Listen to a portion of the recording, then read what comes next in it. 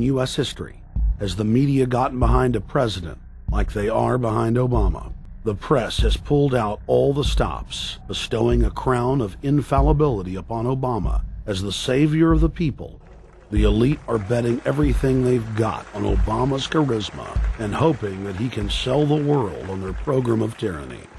Yes, there have been differences between America and Europe. No doubt there will be differences in the future. But the burdens of global citizenship continue to bind us together. A change of leadership in Washington will not lift this burden. In this new century, Americans and Europeans alike will be required to do more, not less.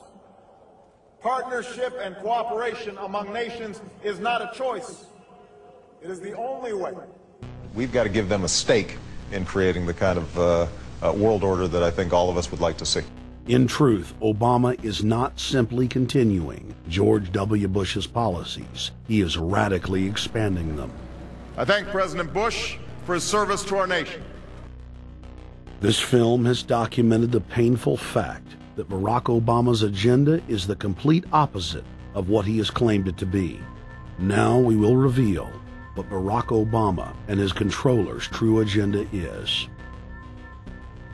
Number 1. Bring the United States under the complete regulatory control of a private offshore superbank known as the Bank of the World. More than 100 new taxes are now being developed under the umbrella of curbing greenhouse gases. The new taxes will be paid directly to the private bank consortium.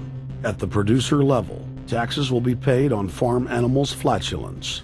At the consumer level, there will be carbon taxes on all forms of meat, beef, poultry, pork, and fish. All cars will be fitted with satellite tracking boxes that will tax driving by the mile. And an added tax will be placed on all fossil fuels, including motor oil and natural gas. All plastic products will have a carbon tax added. Outdoor space heaters and fireplaces are to be taxed. All electricity produced by coal-powered plants will be taxed. Under the cap-and-trade system, citizens will be forced to pay taxes on thousands of products to private cap-and-trade services owned by Al Gore and other elitists. There will be taxes on light bulbs, water, trash pickup, air travel, train travel, bus, ship, medicine, steel production, mining, clothing, laundry, asphalt are just a few of the new taxes to be levied. But to truly transform our economy, to protect our security and save our planet from the ravages of climate change, we need to ultimately make clean, renewable energy the profitable kind of energy. So I ask this Congress to send me legislation that places a market-based cap on carbon pollution and drives the production of more renewable energy in America. That's what we need. The notion of anthropogenic global warming is a fraud. In other words, the idea that the planet is getting warmer and that human activity is somehow responsible is a pseudo-scientific fraud. It's a big lie. It's a monstrosity. Remember the Nazis, they had race science, race hygiene. They said Aryan blood is different from any other kind of blood. This was, of course, idiocy, a fantastic piece of nonsense. Today, we got something similar.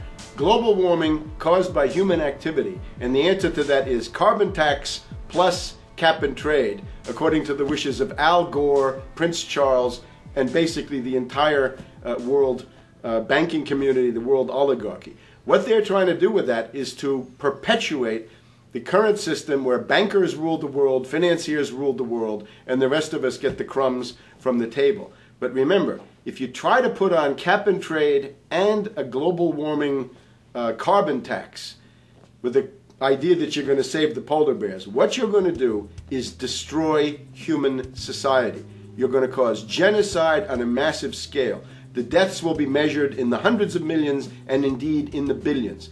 Just the idea of global warming means that there'll be no development for Africa, no development for the poorer parts of Southeast Asia, and no world economic recovery of any kind ever in our entire lifetime. So it's important to expose and fight the pseudo-scientific fraud of global warming. One more point about this. You don't need a climatologist to know that this stuff is a fraud. I'm a historian. I can tell you, in the last 1,000 years, we had a period of very warm temperatures called the medieval warm period, where all kinds of grapes and semi-tropical stuff was growing very far into the northern hemisphere. That was about 1100, 1200. It happened to correspond with an all-time maximum of sunspots. Right now, we can say that we're going into another maximum period where there'll be some warming, but we're well within the limits of the medieval warm period. About 1600 to 1650, there was an ice age in northern Europe. The North Sea was filled with ice. The German and Dutch ports and the English ports were filled with ice.